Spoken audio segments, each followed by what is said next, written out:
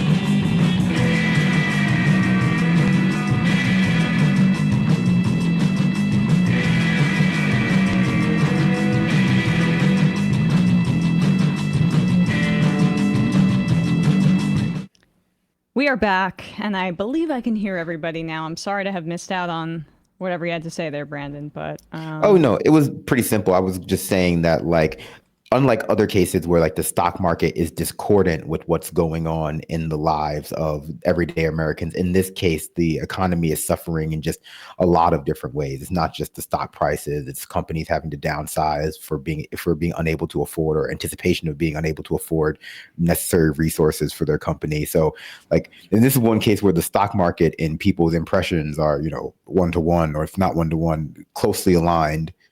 Yeah. Let's, since we're already on tariffs, let's just do a clip or two here. So here is Treasury Secretary Scott Bessent. He went on Bloomberg yesterday, I guess prior to this morning, obviously, where the stock market just fell off a cliff. You see what the stock market looks like, and it's just a vertical line down. Is this good? I don't necessarily think so.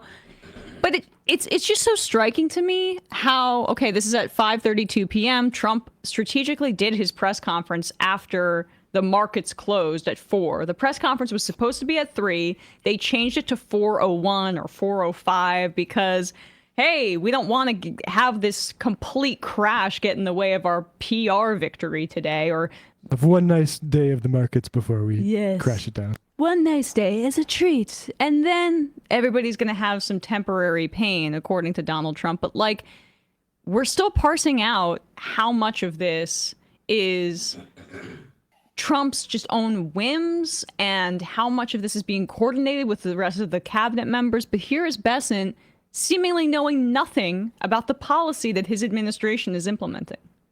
Plans for conversations or a trip to Beijing? Nothing imminent.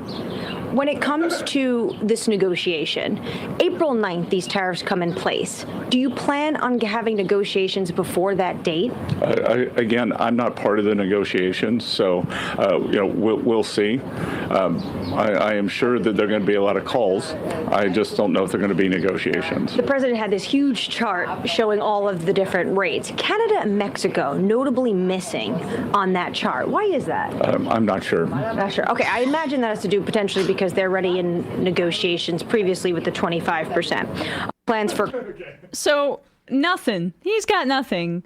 The Secretary of the Treasury, just going to responsibilities of Treasury Secretary here, responsible for formulating and recommending domestic and international financial, economic, and tax policy participation in the formulation of broad fiscal policies that have general significance for the economy and managing the public debt. This is from the government website outlining the duties of the Treasury Secretary. But from what I've seen so far, Bessent's entire role is to allow Elon Musk to ransack the Treasury Department, which he's supposed to be the head of. He just gives the okay and says, if you want to tinker around in here illegally, go ahead. And to get rich, much like Howard Lutnick, on that point, let's just do this and we'll respond to it more broadly. Here's Howard Lutnick also yesterday. He went on TV and was asked here on CBS News about the effects of the tariffs. This is this clown car that the Trump administration has compiled. America will be the most extraordinary, the most powerful place, and Americans are behind Donald Trump. That's why they elected him. Mr. Secretary, economists clearly are not at the moment. They think this is going to be trouble. Many investors also seem to think it's going to be trouble. We saw the markets crash overnight in the futures market. If the market here in the U.S. opens at 9 a.m. and things head south, is there a red line for you pulling back and saying, okay, hold on, we're going to rethink things?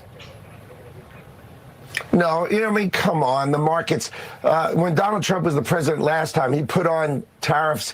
And if you go back and look at that news, everybody said, oh my gosh, oh my gosh. And the stock market, as you heard him say yesterday, up 88% during his presidency. So what you've got to realize is, sure, there's going to be some short-term movement, but this is a reordering of global trade. It's time for America to manufacture again. And I think these changes in the stock market, while they're initial, long-term, you've got to assume, and medium-term, and employment-based, you're going to see America thrive. Interest rates are going to come down, as we said, and America is going to thrive. And that's what Donald Trump is about. He's about employing Americans, building in America, and having Americans be the winners. I am not going to place a bet that interest rates are going to go down if these continue to take effect, because they will have an inflationary effect. They are going to inflate prices because the United States is essentially isolating itself from the rest of the world and the traditional global trade order that has been basically in place since post-World War II and started under FDR in response to repealing the broad tariffs that helped put us into a Great Depression. It's so annoying to hear them talk about how this is going to help domestic manufacturing. Guys, in theory, okay, tariffs, even if they're broad, but I would do tailored tariffs, they can incentivize onshore manufacturing by making an imported good more expensive, so people are more likely to purchase the good that is manufactured here in the United States. But you know what you need to do first? You need to be able to manufacture the goods in the United States. So prior to any tariff policy, you would have to do billions and billions of dollars in very specific levels of investing in this economy to make these goods here. All this does is raise prices for goods people already need. I mean, I think it's impossible to take like Howard Lutnick seriously when he defends these tariffs because he's just like the secretary of glazing at this point. Like now that Vivek is gone, he's just like the lead glazer in the cabinet. Like, and he's good at it. Like no one defends Trump like Howard Lutnick defends Trump. But can I defend Lutnick for a second? It's because he's getting rich maybe more than any of the like he's glazing, but it's not like he's not getting glazed himself. So of course, you know. I think Trump's taking care of him. He has all these investments in crypto and in commercial space. So that's why he loves this stuff. Yeah, no, and I think the people who are able to do what Howard Lutnick is doing, which is to voraciously defend Trump in a way that makes him seem like very loyal and just like full-throatedly have no shame, are going to be very successful in the Trump administration up until they become the face of some failure that results in them getting like kicked out for being losers. But, you know, I think just the haphazard way these tariffs have been implemented. Many rumors going around that they might have just been using AI to generate the rates, that they have no idea what they were doing seems obvious. To your point, Emma, that like not only are they putting tariffs on industries that America might have some domestically in their nascency, they're putting tariffs on things that America just simply can't and doesn't produce. Like they're putting tariffs on Madagascar vanilla, they're putting tariffs on aluminum from Canada, just things that America does not have the capacity to produce any of or any more of.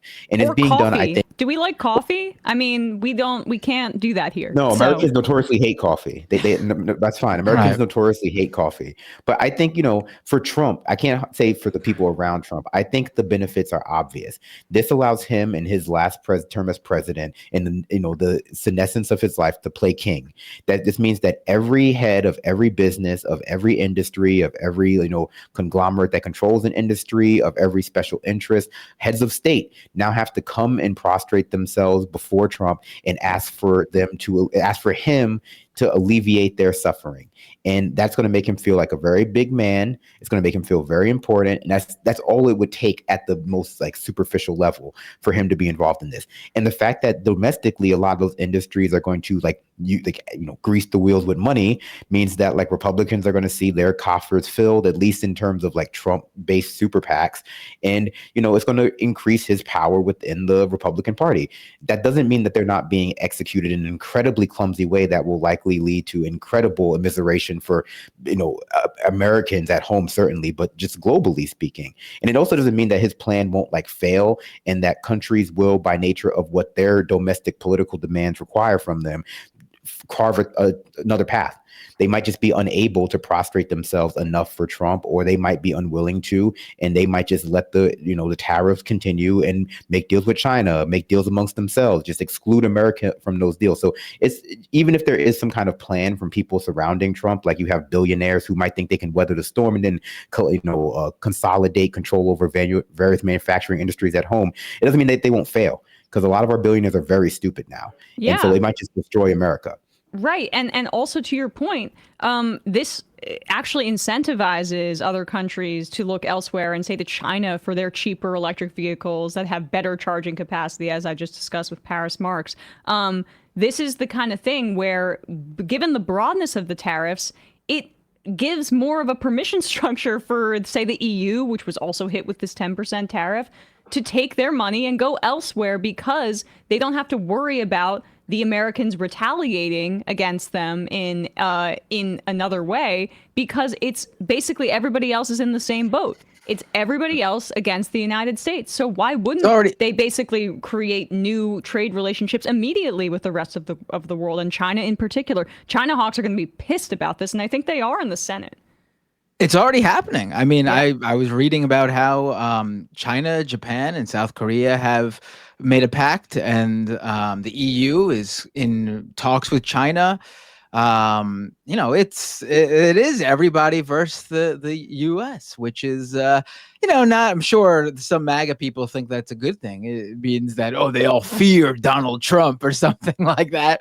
But it's I think they'll learn very quickly. Like there's going to be people we've already seen, like with the cuts to the federal government, MAGA people coming out and going like, "Oh, I didn't know they meant my job." And then you see, MAGA people having family members deported, and it's, "Oh, I didn't know they meant my family members." I think that'll happen with this too. Now, whether they, actually act upon it next time around remains to be seen, but that's definitely what's going to happen. You guys were mentioning specific tariffs before, and for me, my favorite is, you've probably seen it, it went like viral last night, the tariff on the Heard and McDonald Islands. Have you seen this one? So Yeah. I had never heard of these islands before, and I'm sure you guys might not be familiar either. And I looked them up, and they're actually considered part of Australia, even though they're like apparently like 3 or 4 days away by boat. And they're a remote island, very cold. And the only thing that lives there is penguins. Apparently, there are no people who live there yet on Trump's tariff sheet. So they have a tuxedo industry, you're saying? They have a We've had it too good for too long. So those on penguins. Trump's sheet, it said that they tariff the U.S. 10%. So in retaliation, we're tariffing the Heard and McDonald Islands 10%. Your feet are I don't not know. going to be so happy now. They're going to come waddling in, asking for a deal. The 10% is just like a minimum by nature of how they calculated, or how like the language learning model calculated the easiest way to implement tariffs. Like the 10% is just the minimum. Like every place that doesn't have a trade deficit with us that is, exceeds 10%, has just given a 10%. There are plenty of countries on there that we just don't have any meaningful trade with. So like it really was just done so like slapdash, and like just not very well thought out. And this is just indicative of the idea of the fact that Donald Trump has captured the entire Republican Party and also the administration and the apparatus that would like rein him in any way, because this is obviously his impulse. He has a humiliation ritual thing where he loves the idea, like back to Mitt Romney, right? When Mitt Romney was critical of him that in the entire presidential campaign in 2016, and then he wins, and what do you know? You get Reek sitting next to him, Mitt Romney, because he floated that he would maybe pick him for Secretary of State, and he didn't end up doing it. But you know why he even took that meeting? Because he wanted to humiliate him. What did they just do with Zelensky? Like humiliating him in front of everybody else because Trump thinks he can get some better deal out of him. And now he's trying to do this to the broader world because it's all about everybody coming back to him and treating him with respect. And he is transforming the global economy based on his own narcissistic whims, and has staffed the administration with people and has beaten the Republican Party into submission in a way that like everybody's like, okay. I mean, we have some pushback in the Senate now. You had 4 Republicans join this resolution that Tim Kaine put forward. It passed because I think it's a resolution. You don't necessarily need John Thune's approval as majority leader, but we're still kind of trying to figure out how that was able to get through. And maybe it's because it's a resolution and not a bill. But the reason that Paul and McConnell joined onto this is because, say, for example, this was specifically about the Canadian tariffs. In Kentucky, the bourbon industry is $9 billion, and Kentucky creates 95% of the world's bourbon. And Canada is a major trading partner there, and you see how like they are banning U.S. alcohol in different stores, and there's like this renewed sense of Canadian nationalism that is benefiting the Liberals for some, which is incredible. Not for some reason, it's obvious why, but you don't usually see it on that side. And so that's what we are bending the world's global trade markets because of the narcissism of a very addled, insane sociopath. What we're doing is what on Twitch they call a rage quit. Yeah. Frankly. Yeah.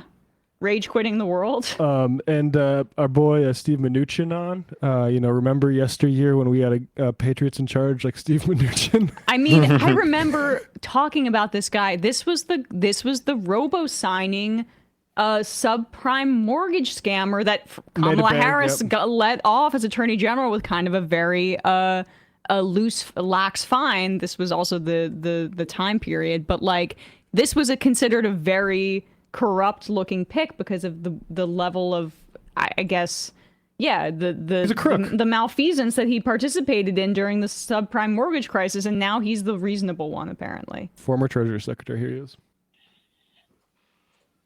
I think it's the larger tariffs that are called the reciprocal tariffs. I'm hopeful that those will be negotiated down, that those are tariffs that will bring people to the table. and we'll negotiate them down. Now, for many businesses, it takes a while to move the manufacturing base. Apple's announced big investments in the U.S. That's going to take a while. I hope the president will consider giving people credits for those people who actually have made real commitments, not just announcements, but real commitments to build in the U.S., because there's a transition period here that needs to be adjusted to. Yeah. Putting that very diplomatically, to be kind. I remember when Steve Jobs had a meeting with Barack Obama over a decade ago, where he famously told, I think this came out in the Walter Isaacson biography, Jobs told Barack Obama, those jobs, manufacturing jobs, he means, are never coming back. And Obama was like, all right, I guess you're right. Steve Jobs, what are you going to do? And the truth is, they're not coming back this way. With this tariffs. This is not the way to do it. The way to do it, again, like I keep saying, is state involvement in the economy to direct us toward priorities that need to be done. Look at what China's done in just high-speed rail since 2008. That isn't done by just the magic of the invisible hand of the free markets. China decided we need to be good in trains. We need to be good in batteries for this next century. Consciously, as a government, they decided we have abandoned that capacity. We turned over NASA to a psychotic Afrikaner.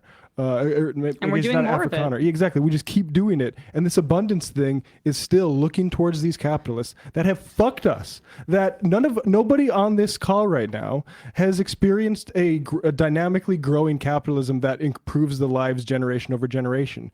Even our parents barely, to the extent that they were like graduating in the 70s, didn't really experience it much either. They failed. It's a failure, and it is not because of fucking regulations. It's because of how these people, these lords of creation, lords of capital, have decided to allot and invest. And when it comes to like something like Detroit, we let them decide, hey, those unions have too much power. We need to start shipping factories to states that are easier to union bust in. That made it a less productive industry, and now it's fucked. And so, like, look, I don't agree with Sean Fain's thing about the tariffs, but he's right that we have let these capitalists just decide all these policies for too long, and it's put us in this horrible position. We're on the precipice of it now, and it's going to be worse. Like I say, we haven't experienced the benefits of dynamic capitalism because it hasn't existed for decades and decades. We're going to experience something worse now. Yeah, and frankly, the Biden administration didn't do enough. We did increase domestic manufacturing jobs under Biden. That was a bright spot of his administration, in part because we lost so many during COVID under Trump, but there was still a decrease prior to that point. And the solution we took was to encourage investors, right? Not to directly invest. Because chips it can create like outcomes like what we're describing, but what Matt is saying is that it's fleeting, right? Because you can get another administration in and those corporations still get the subsidies and they may have hired some folks, but without centralized state policy that doesn't place our economy so much in the hands of folks that are trying to extract everything for their own profit, you can't sustain this. You can't sustain it. There needs to be a return to a strong centralized planning for our society, for our economy, and more state intervention. And it's weird that we have this conversation and don't look at the actual model that's working. We try to look back to some sort of theoretical capitalism that can sort it out. The reason that we're not solving climate change is because we're leaving it to investors who care, like Emma said, about profit. And if all of a sudden, say, solar panels start being really cheap and making energy cheap, guess what? There's no profit in that industry. And so investors get less concerned with it. It's not that they're not in it to save the fucking world. They're in it to put money in their pockets. Yep. Straight up. All right, guys. Just to add too, like the last time Apple committed to moving manufacturing to the U.S., I believe it was Trump's first term. What they did was they manufactured their most expensive computer, the Mac Pro, which is like the $7,000 like pro like model for like, you know, movie studios and big like editing, video production companies. So it's not like they moved like their major manufacturing here. They moved like a very slim, probably the slimmest part of its company, of its profit to the U.S. So it's whatever they're building to move here, it's going to be another thing like that. They're not going to start manufacturing iPhones here. I guarantee It'll be Foxconn, or right, like another PR. We're onshoring these jobs. Right. Well, that's a good point, because it's not because they want to bring back the union jobs of, like, say, Detroit mid-century. No. It's because they want us to be like Foxconn workers, and they are setting the conditions so that future generations don't have a fucking choice. Absolutely. Go ahead, Brandon. I'm just agreeing. Yeah, absolutely. This is an all-out assault on the middle class, and it's been a long time coming, in the sense that since FDR, since the widespread social safety net was developed in this country post Great Depression, capitalists have been trying to erode it because it provides workers with too many options. It provides them with too much freedom, and it's an anomaly of what their system wants. And the Democrat and Republican Party, at least to some degree, both agree that, workers simply have too much freedom. They have too much freedom and they have too much opportunity. And if the stock market has to take a little bit of a crunch to ensure that, like, the average American has less options, then I'm sure plenty of companies are willing to take some of that deal, at least in the short term. Well, honestly, because at the end of the day, what Trump is saying is that this is a way to not raise your taxes. Not that the Republicans would do it, but they're also trying to gut Medicaid, the program that keeps half of the 72 million adults that are on it are well below the poverty line, and it provides them with basic health care. They're in their next budget. That's their outline, is that they basically want to destroy the program. And so when they have to go to the parliamentarian and say, and they may not even do this, but like, this is more traditional Republican thought. Well, how are you going to get the revenue, to justify some of these other things that you're trying to do? They're going to go with Medicaid cuts and then say that these tariffs are raising this amount of revenue because it's a compounding sales tax on the poorest Americans in this country. And if people don't remember the Foxconn thing, Trump had made this big promise in his first term of a, quote, manufacturing miracle, where in Wisconsin there were supposed to be these plans that Foxconn was going to develop a manufacturing facility there, and they ended up never doing so. And then they were going to ship or provide that area with 13,000 new jobs, and he just never did it. But they did take a bunch of investment money for it. So that's his vision of domestic manufacturing. All right, guys, call time. Calling from a 501 area code. Who's this? Where are you calling from? 501? 501. Hold on the line for a sec, because we're just going to check to make sure we're all set. All right, let me try another one here, because I see the phones. We're in. Yeah. I just want to make sure that. Okay. All right, hold on. Sorry about that, 501. If calling from a 778 area code. Who's this? Where are you calling from? 778? Oh boy. All right, Matt's gonna try something here. Kowalski says you hear 501. Okay, we're figuring it out. Matt's calling back into the phones. Hold on for a second. Having some technical issues today. Okay, didn't hear it. No. All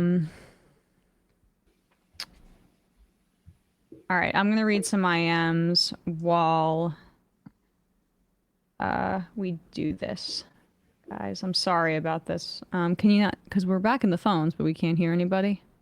I could try to do an impression of the caller. What's 501? Where are they from? Let's see. All right, we're having issues with the computer. I'm sorry. We'll try again one more time, but callers, call back in if you get the chance. We'll see if we can fix it. In the meantime, I'm going to read some IMs. Arkansas. I don't know if I could do that. That might be hard.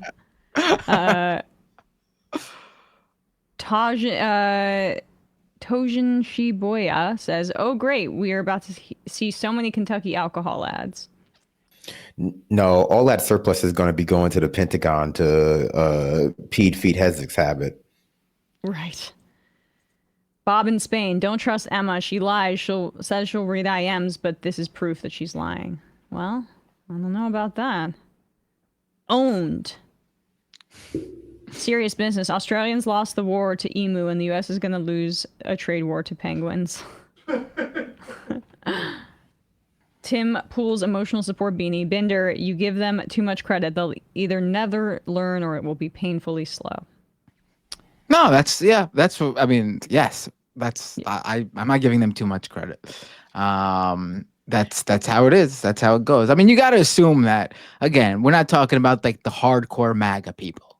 I'm talking about like the people who show up every 4 years to vote in a presidential election, and they were swayed by Trump being some, a businessman savior who's going to end whatever nonsense Biden is. Right. There's a few of those people who will certainly turn.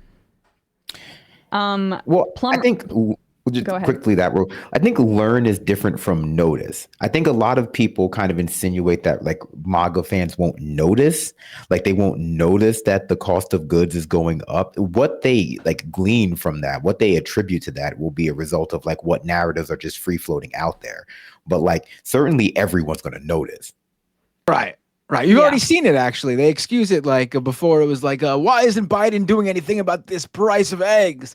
And then the egg prices go up under Trump. And it's like, listen, you got to understand, if you love this country, you'll pay a little bit more money for eggs.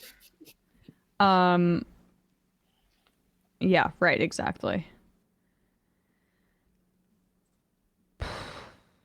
Fair Liari, these securities-backed loans are pretty crazy. I work in finance and see how they will work, and it's wild. Not many people know how they work or even about them. A client can get 2 to 3% in interest, and you can even buy more securities with them. Okay, good to know. We're still working on the phones, guys. Hold on for just a second, all right? Edward Gregorian, everything's computer. Yes. Jester from Jersey, bit shocked to hear Fain supports the tariffs. He has been rallying against the rich. Why support what will so obviously trigger a recession and harm the working class? To be fair to him, that quote was before these like really broad tariffs. And again, he does have working class solidarity, but also has to weigh and be like supportive of things that perhaps the rank and file in the auto industry are supportive of, because it is like their experience of having their jobs outsourced is not unique, but it's essentially it's very acute. It's fundamental to American political economy. And I mean, tariffs, again, nothing he said was wrong. It's the sort of proximity to Trump imploding the economy that's a problem. The tariffs are a tool in the toolbox. Anybody who tells you otherwise is operating from an old set of economic ideas. The problem is like it's not nearly enough, and the way this is being done, it's not going to. I don't think it's going to save the UAW. I am worried about it having the opposite effect. Right. All right, let's try one more call, and if we can't get this on the line, I think our phones are broken for the day. Calling from a 219 area code. Who's this? Where are you calling from? It's me. This is you. Hi, how are you? Oh my gosh. You got in. Hi, you guys. I did. My phone is really hot, first up, so if we get discoed, that's probably why. Okay, cool. Hi, everybody. Who's Love this? Love Hello. you all. I am Cassie from Indiana. Cassie from Indiana. What's on your mind? Oh, my goodness. Well, my major question today is there any salience in Democratic governors banding together and quote-unquote starving the beast by not paying federal taxes, making like executive orders, all employers don't pay Fed taxes anymore. And then I got that idea from the Romano report, and then I've just taken it a little further, like upping state tax withholding to help with education and infrastructure. I want you all to take it further if it's worth taking any further, and I will take it off the line. Love is best. I love you guys. Oh, thank you so much. What a great welcome, Russ. Appreciate you. Thank you so much for the call. Thank you. That's a great question. It's one I've actually thought about myself, and I haven't looked into it, so I don't have an answer for you, but it is an absolute great question. I don't know if any of you have any idea. I really don't know. I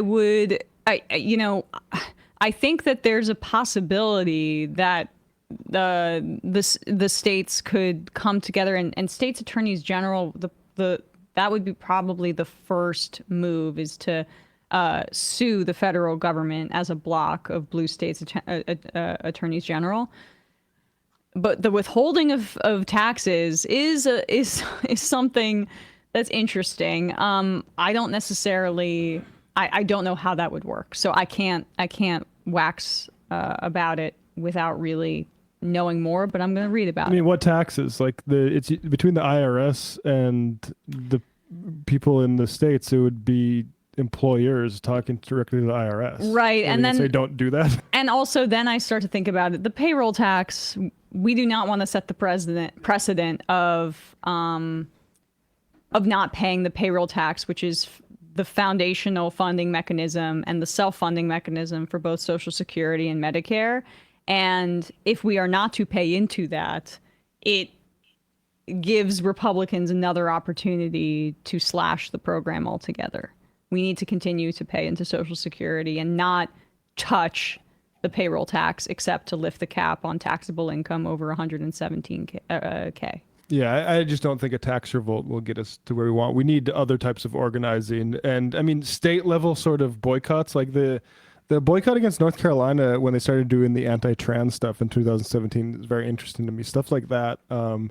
But withholding taxes, I just don't see that. Your pillow says it would be withholding the federal income tax, not the payroll tax. They are separate items. I wasn't clear on that. But that is more of something I would entertain. Still need to see a little bit more details on that. But again, like, don't you? Maybe I'm wrong about this. Don't you work directly with the IRS when you're paying those? Like, the state can't. Does the state get involved and say, actually, that money you were sending, reporting to the IRS and sending to the IRS? Right. I don't get that. Because, you file your state and your federal taxes separately. I don't know. Spacco says, I really liked Rowan Ray's yesterday talking about Doge's takeover of the federal payment system. People are talking about Musk leaving, but what will the Doge boys leave with him? Can we ask how many Americans need to die before they stop rewriting the computer systems after all the crashes and deaths? Who will repair the systems? I mean, that's the question. How many older folks in poverty need to be completely thrown into an emergency because Elon decided he needed to change some code around? Wasn't Lutnick the guy who was on a video not too long ago in an interview saying, I was talking to my mother and she said, we were talking about it. And if she missed a month of Social Security, she's not going to worry. Why are you going to go crazy over that? You wait for the next month. They'll fix it. Yeah. It's like these guys are so detached from reality. Right. Well, on that point, since Howard Lutnick came up, here he is, I guess, today on CNN. This is 16. Being pressed again about the tariffs, and speaking about what they're targeting, and once again displaying just like a complete lack of practical knowledge and understanding of how this stuff really plays out. In a few days, we're about to see prices go up at the grocery store. What do you say to those Americans? I don't think that's going to happen. You don't the reason think, it's going to happen, it won't happen? Watch. No one can guarantee anything, but that's very nice. Thank you. I wish I could guarantee whatever you'd like. But the fact is, let's take one moment. Wait. You asked me a question. Let's go through it, okay? Our farmers are blocked from selling almost anywhere. We can't, 1.4 billion people in India, and we can't sell them corn.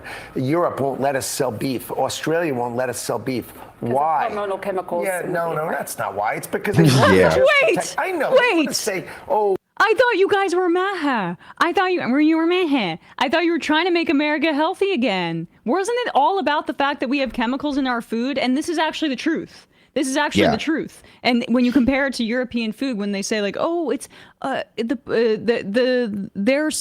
their portion sizes. I mean, that's part of it. Or you feel better about their food, or they walk a lot. No, it's because they have better regulations. You dumbasses. Yeah.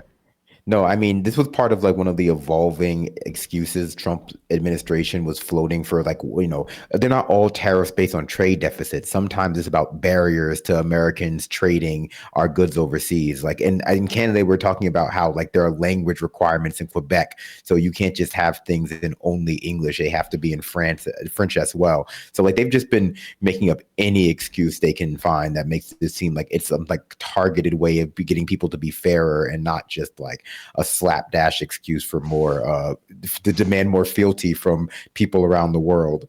They're complaining that also I saw Trump when he was saying like in Denmark and Sweden and Finland they have great education systems. We want to do that by gutting the Department of Education and slashing taxes that would go towards our education system. It's like, no, it's the opposite, you dumbass. It's the same thing with our meat. And it's also not like America accepts every good from every country, that we have no standards for anything that we import. I mean, at least that's partially excuse for why we can't have a lot of Chinese imported electric cars in America, because they don't meet American safety regulations. So, it goes both ways, obviously.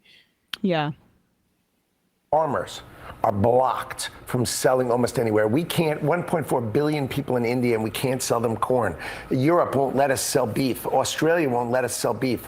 Why? Hormonal chemicals. Yeah, no, that's not why. It's because they want to just protect. I know they want to say, oh, what, the seeds are different, right? Other people in the world are using seeds that insects.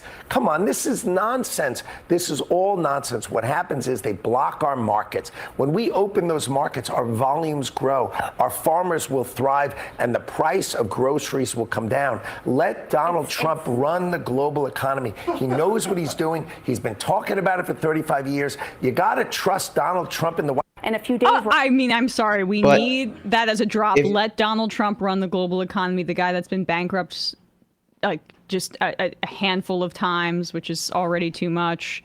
The guy who built Trump Tower with undocumented labor. Right. The guy who notoriously stiffs contractors. Sorry, Brandon, go ahead. No, I guess I was just a little bit confused about his logic, but I guess I put it together. I mean, it does seem like another like ad hoc, post hoc, explanation for why this is all happening. Like, oh, it's not because it's because India doesn't take our corn or something like that. So we'll see. I mean, the tariffs hurt farmers last time pretty bad to the point where the Trump administration had to bail many of them out. But I guess we'll see if they experience any kind of boon to their business when they can't sell what they used to be able to sell abroad either. It's just a major tell to say, let Donald Trump run the global economy. Let him be king. Let him do what he wants. That's what J.D. Vance was saying when he was in Greenland. We can't just ignore the president's desires. Could they just all suck him off so we can get over this? It's so insane to see this level of just bending over in public. Sorry to be crass about it, but oh my God, I guess that was the only prerequisite.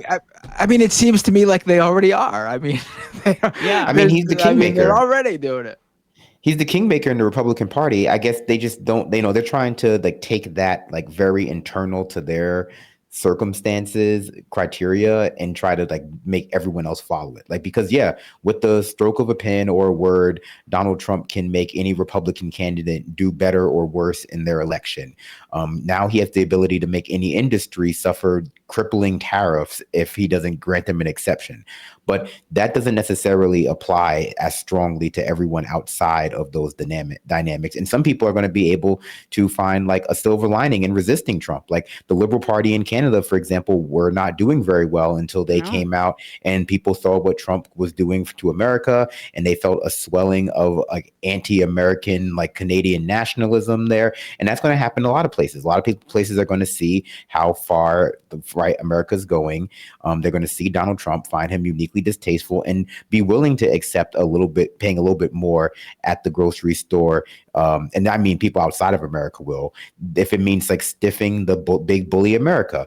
Like there is just, I think, a little bit of a failure to realize that America's like, international supremacy was the result of the very same structures they're destabilizing and abolishing now. And not because people just love America all the time. Some places, but like not some of these places, a lot of political figures are going to be able to make their bones by like, being the one who like stood up to Donald Trump. Yeah, you paid a little bit more for Kentucky bourbon, but we slayed the dragon of Donald Trump in France. We I did mean, that. Like that's going to be a way for people to like stay in office. He's absolutely overestimating the ability of the Americans to have soft power without like the actual mechanisms of soft power that kept that in place. We're not just like the global superpower because people like Hollywood films. This is because of the structures that exist after World War II, which includes NATO, which includes these institutions like the United Nations that have very prominent Western and United States influence, but it's really about the trade routes that we have forged in response to that, and also in conjunction with being the largest military in the world. Now all we have is none of the soft power of our militarism with USAID, and like sometimes it's hard power, sometimes it helps in coups, but sometimes it also helps prevent kids in Africa from getting HIV and feed this starving country. They're getting rid of that. And then they're helping Israel commit genocide. And then when it comes to even our economic power that we use and leverage, and the fact that we're so dominant in that way, they're getting rid of that too. What is left for people to respond to outside of like, maybe we'll bomb you? Like, why would other countries continue to have relationships like with us, the traditional ones in the past, when none of the benefits of that traditional relationship exist, except for the threat of, I don't know, Donald Trump retaliating against them? And these tariffs, I think domestically, he doesn't care what happens to the American people. But what I do think he wants is for some of these industries to come to him and bribe him, like those news outlets did with his frivolous lawsuits. You can get a carve out if you give me something. Yeah, it's for that bribery. And I'm sure he also imagines that a lot of the like more developing nations are not going to be able to take the increased like cost of selling in America, even if it is on our side, because it will reduce the amount of business that they do there. So like he's hoping that those countries, the ones who can be bullied by this, will be forced to come to the table and provide, do whatever he wants essentially. Who knows what that's going to be for a place like Madagascar, but I'm sure he will find some way for them to stroke his ego. But places that can resist and might need to resist for domestic political issues, they might find that it's a way out to get a more stable economy that's not tethered to the United States of America, where these things just seem to happen every 4 years now. Like there's just plenty of incentives for people to get out of that dynamic, and he's not providing any sort of like actual benefit to them other than like making things go back to the status quo, which apparently just facilitated this. So like he doesn't understand just how much America relies on these structures existing to keep goods cheap and people happy here. He may not care about that because he's not running for re-election again, but the rest of the Republicans are going to have to go to those town halls and struggle to explain why not only are goods more expensive, but their Social Security checks are late, why their Medicare has been canceled. All of these things that like are going to disproportionately affect poor people are going to be disproportionately also felt by like Republicans in certain places. Absolutely. Let's do 13, and then we'll. I'm just seeing the time. I'm sorry. Then we'll maybe take a call and read some IMs and get out of here. I feel like some of these longer ones we just don't have time for, right? Okay, so here is Senator Jim Banks of Indiana. He is talking to somebody who worked at HHS. They were fired. There are quotas that Donald Trump is giving to the people that head the agencies in his administration, and HHS is obviously headed by RFK Jr., the anti-vax conspiracy theorists. And they've basically said that we want 10,000 firings at Health and Human Services. They're already going after folks that have been researching in vitro fertilization. That broke yesterday at the CDC. They have been firing researchers into things like Alzheimer's and cancer and Parkinson's disease, stuff that is really, really important to saving lives and improving people's quality of life, and also maintains the United States as like a place where, hey, we can't give healthcare to our citizens, but if you're a researcher, we have some top academic institutions where you can learn and like be at the cutting edge of certain technologies. I mean, this is just saying, hey, China, go ahead, lap us here. But it's also just having a really horrific effect for the workers that have been in these agencies. And this is how Senator Jim Banks reacted to an HHS employee talking about what they experienced. Some of those already fired HHS employees gathered today in the Senate basement out in D.C., where they spotted Senator Jim Banks. One man asking Banks about his firing. Take a listen. USA worker. Hi, I was a worker at HHS. I was fired illegally on February 14th. There are many people who are not getting social service programs, especially people with disabilities. Are you going to do anything to stop what's happening? You probably deserved it. I deserved it? You probably deserved it. I deserved it. Wow. That's yeah, that's great to hear. Why did I deserve it? Because you seem like a clown. Well, to note, the courts have not made a ruling on the employee firing, so as of now, they're not illegal. But that question and video was taken by former HHS employee Max Schroeder, who says he was actually the senator's answer was a little off-putting. We're going to be speaking with him tonight on News 8 at 10 and 11. We also got a response to the video from Senator Banks saying, quote, "I went to Washington to decrease the size and scope of the federal government. No one is entitled to a taxpayer-funded job, especially in positions that waste those funds. I fully support President Trump and the Department of Government Efficiency's mission to eliminate waste." Again, more at 10 tonight. No one is. Yeah, I would say it's a little taxpayer off-putting job. when a representative calls you a clown for asking why you senator. lost your job. A senator, yes. Yeah, I Yeah. mean, come on. Even those yeah. like senators who think of themselves as really, above the politics, the traditional kind of politics that the House members have to deal with, the plebeians asking them things. Even he can't hide like his contempt for his constituents. It's crazy. He's a guy who worked in real estate prior to becoming a senator, and he gets all of his ideas from the American Legislative Exchange Council, so he doesn't really do any work. So, maybe he should be fired. Is he entitled to a government salary? It's incredible to see how brazen they are about their disdain for public service. Like their big rub is that these folks are not in private industry, so they can. If there's more and more firings, it makes it more likely that that unemployment is going to go up again, and then they have more leverage against their existing workforce in the private industry. And sorry to grind this axe again, but the last thing we need is people like Ezra Klein and Derek Thompson to be running around and saying how the government is the problem as this is going on. It could not be worse for the moment right now. We need liberals, frankly, to be talking about what the government actually can do for people.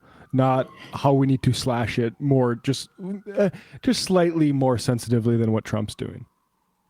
Well, I mean, I think that it's the exact opposite of what he said is true, which is the government, the public sector is the only thing in society that can provide guaranteed jobs, because the illusion is that you can incentivize private employers to, hire people at levels that will somehow curb unemployment naturally and provide people with like a standard of living that, is sustainable. And we've just seen that's not the case.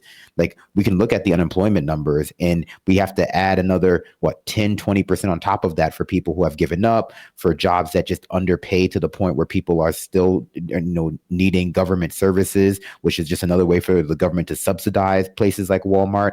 And even when you incentivize them to, build factories at home, they do it in such a way that benefits them, which is not going to be hire the most people they could possibly hire and pay them the most they could possibly afford to pay them. That's what the government can do. Only the government can provide those outcomes. Only the government can provide that structure. But this has been,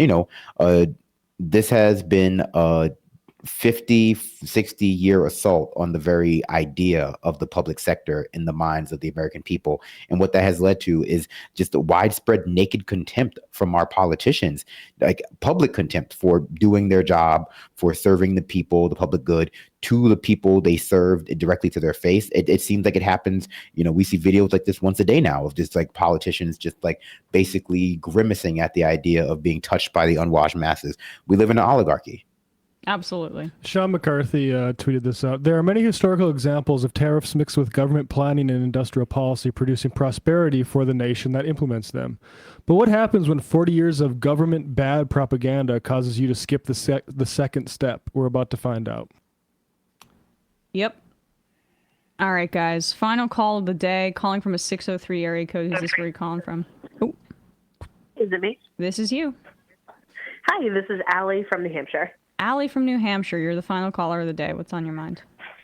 Yeah, I'm calling with a little bit of a PSA. So I live in a fairly small town in New Hampshire, like I said, and I'm a really big reader, so I go to my library like once a week. And the last time I went there, my little lovely librarian gave me a note in my book that was warning us of funding cuts. And one thing about for like my town, because it's fairly small, I love my library, I love my librarians, but they don't really have anything published after like 2005. So I utilize interlibrary loan pretty heavily. I don't know if every place has it, but it's basically just like all the libraries within the state will trade books with each other. So like if my library doesn't have something, I can get it from a library in a different town for no cost. That's pretty much how I get all my books there. That service, as well as Libby, which is an app for, I believe, audiobooks. Yeah. Is also being cut potentially. And which really, really sucks. I was really pissed off when my librarian told me that, and she was like so sad about it. Also, public hallmark of public space and education. You know, you just see even here in New York City, like there are still some phenomenal public libraries, but a lot of public space privatized throughout the country. This is what they're trying to do. I mean, this needs to real estate for private interests. Duh. Why do people need libraries? Yeah, no. Who needs to read? That's not important or anything. Not apparently they don't think so. Reading comprehension is so far down since freaking COVID. Honestly. Yeah, I mean, like it's just so obvious, in my opinion, just like that Republicans need people ignorant and stupid and educated to keep their voter base. I mean, like between getting library services, which like, you know, in addition to just books, like, you know, free Wi-Fi, free like computers, printing, stuff like just services that people need, and like just a safe space for people to exist that doesn't cost money. But I also just wanted to point out that last week in New Hampshire, there was also a resolution or an amendment that was presented to the Finance Committee to basically gut all funding for the New Hampshire State Library, all of them. It failed, thankfully. But I just kind of wanted to share the resource, which is action.everylibrary.org. They were the ones who informed me of this, and they also have really good templates for like reaching out to your representatives to push back against this funding for library cutting. Even though that resolution failed, they're now trying to criminalize librarians as well as teachers for providing books to minors. Basically, like, you know, more of the transphobic shit that they're always going on about is kind of what they're pushing for now. But I just wanted to share that information and let everyone know to support their libraries, get a library card if you don't have one, donate books if you can, donate your time. Yep. It's important. Great message. Thanks so much. Appreciate it. Thanks. Left is best. Left is best. All right, guys. Gonna wrap up here, read some IMs, get out of here. Toshin Shibuya says, a great show, guys. Thank you. Emma's distant cousin, if you want to boost Sam's Jubilee, put on a certain tube states bearded zaddy gets on. All right. I'm not reading. Gets on 20 college age adults at once. Ha ha ha. DSA aren't in Atlanta. We are in techno feudalism. Yep. I mean, that's part of the Curtis Yarvin vision. Clumsy Poet, Emma's New Jersey's coming out. I'm not sure. Did my accent come out at one point? Sometimes it does. Chunch says, I work for wine and spirits distributor and everyone is quietly panicking over the tariffs. Tequila is the fastest growing in spirit and sales, and we have deliberately started a fight with the only country that can legally produce it. Yeah. Although also, one of my best friends works in wine sales, and people just are drinking less. People are drinking less. It's that's probably a good thing, but not necessarily great for the industry. So hang in there. I'm sorry about that. Apparently, the only stuff that's keeping this kind of thing afloat are like these hard seltzers, honestly. But wine sales, which is my my weakness, I love a good glass of wine. Those are down. I never drink, and all of our alcohol in the studio here is collecting dust. Basically, We never we used to drink drink a it. lot more back in the day. Yeah, well, right. I mean, Sam likes likes whiskey, right? You like whiskey, but when you do drink, I only drink basically wine, or I'll have a tequila or gin mixed drink. That's the only stuff I drink at this point. But yeah, I'm doing my wedding diet, so I can't even have my weekly wine night. I allot one night for my for having an alcoholic beverage or two, and I'm trying to even cut that down. So, okay. Dave from Jamaica, seeing stuff like this makes me think about Luigi's Mansion. Great Wii game. I wasn't very impressed with the Wii, but that was a fun game. Oh, I thought this was Luigi Mangione, and I didn't know. It was. I was Oh. drawing people's attention away from that. Gotcha. Allusion to the killer. Oh. Sorry. Oh, but by the way, like, how does Trump think like this looks the death penalty that they're seeking for Luigi? I guess he doesn't care. He doesn't seem to care. Oh, he about doesn't care at anything. all. I think he was. I mean, the people he surrounds himself with probably absolutely agree with it and hate Luigi and think Luigi is the biggest threat in the world. It was like 9/11 for rich executives and wealthy people. Like that's the worst nightmare. Someone just randomly who they've never interacted before coming up behind them and doing what Luigi did or allegedly did. My assassination coordinates. Yeah. Yeah, I I mean, mean- yeah, but that affected Musk, obviously. You can imagine how it feels for all these other guys. They probably supported 100%. So Trump probably thinks the rest of the world is against him too, because he's heard it from his own people. Yep. Yeah, and I mean, it's no accident that it's happening at this time, that shooting, that assassination by someone who knows who it was. I can't say. Certainly, I don't believe anyone in custody resembles who I saw in that video, but that's just me.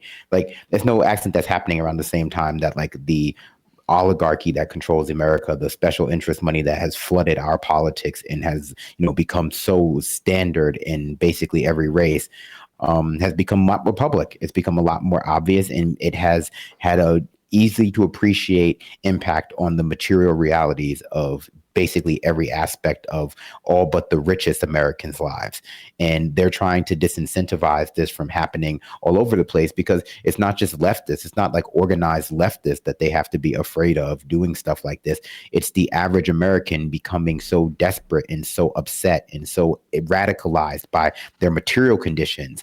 And the face of those material conditions being people like Elon Musk gleefully smiling, wearing like tech support shirts under a blazer, as they immiserate you further. Like, it's those people that have to work. The people at the town halls that they're pretending are George Soros voters. Like, it's a very dangerous time to be uber wealthy in America, but it's always been a very dangerous time to be uber poor in America. So I guess that's just the way things are now.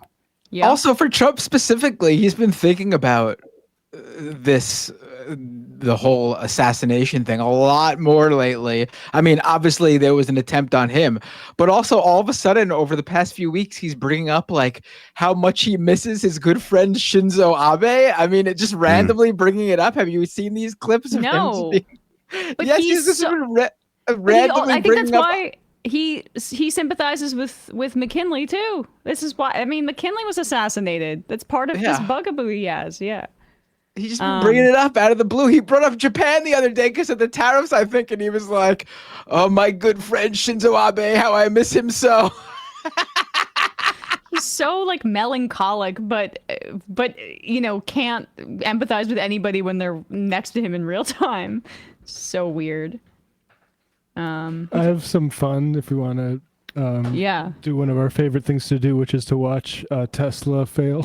Yes. A Cybertruck fail. This is a guy, Jay Presto, looks like, from Rhode Island. He's a Tesla fan, but he's a little bit dismayed about the self-driving parking issue here, and you can just see why.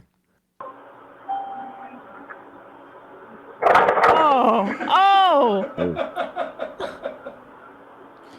Crunch right into the Corolla. He writes, Cybertruck FSD crashes into coworker's car. Not a good look. I was showing a friend how awesome FSD was, full self-driving. We drove up the street and back, and this is how it pulled into a parking spot. Oh my God. I've logged thousands and thousands of FSD miles, and this has never happened. This is how these are all being like vandalized. This is like the vandalism they're trying to pretend is happening. After watching this video, Pam Bondi charged the coworker with terrorism.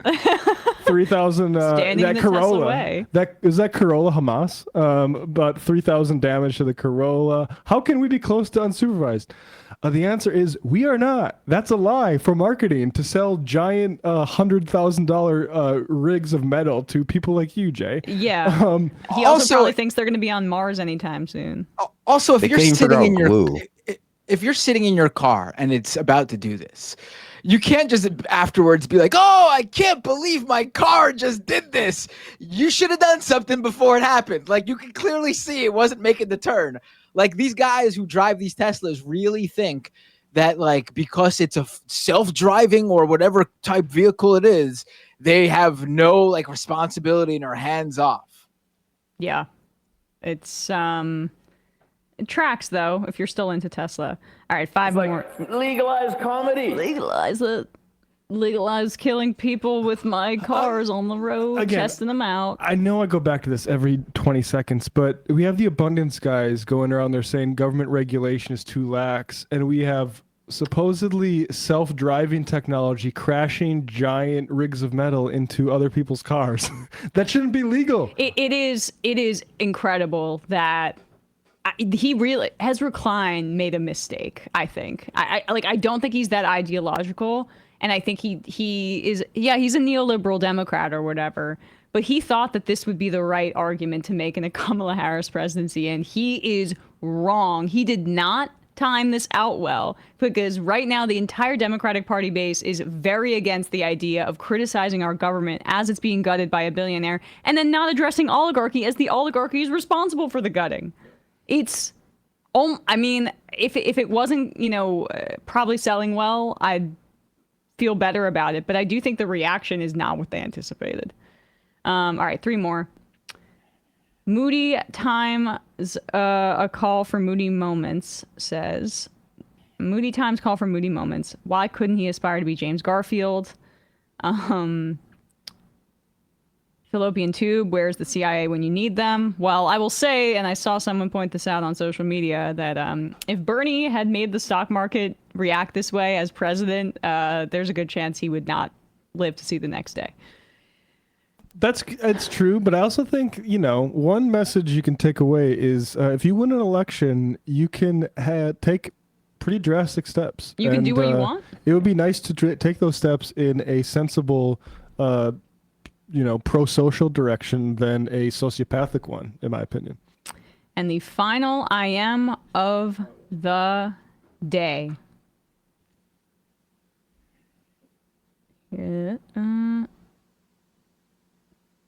Tiny Taggers. I'm old enough to remember a certain Joe Biden telling an immigrant that he should just vote for the other guy when he confronted him about Obama's deportation record. The contempt is bipartisan. Yep. All right, guys. Appreciate you all. Thanks, Binder. Thanks, Brandon. Thanks, Matt. Thanks for Russ. Check out everybody's shows. Left Reckoning, Scam Economy, Doomed, Leftist Mafia, The Discourse, and all that good stuff. We will see you tomorrow.